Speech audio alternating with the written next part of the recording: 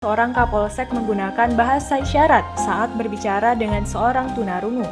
Video tersebut juga diunggah oleh akun ofisial Instagram Divisi Humas Polri pada Senin 12 September 2022. Diketahui anggota polisi tersebut berasal dari Polda Aceh. Ia adalah Kapolsek Simpang 3 Aceh Besar Ibda Safrizal.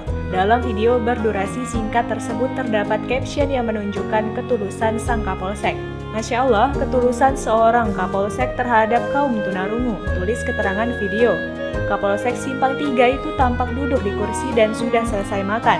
Sementara di sebelahnya terdapat seorang lelaki, terlihat saling bercengkrama menggunakan bahasa isyarat. Ketulusan sosok seorang Kapolsek terhadap penyandang tunarungu.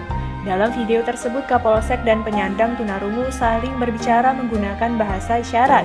Sehat selalu orang baik, tulis akun Divisi Humas Polri.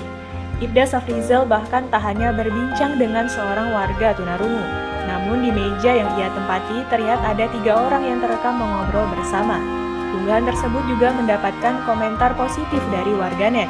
Di antaranya adalah warganet yang mendoakan agar Kapolsek tersebut selalu sehat dan terus menebar kebaikan. Video tersebut sebelumnya juga telah diposting oleh akun TikTok Safrizal 7562 yang diduga merupakan akun TikTok sang Kapolsek. Namun belum diketahui apakah benar Kapolsek Simpang 3 Ibda Safrizal memang memiliki akun TikTok tersebut. Terima kasih sudah nonton. Jangan lupa like, subscribe, dan share ya.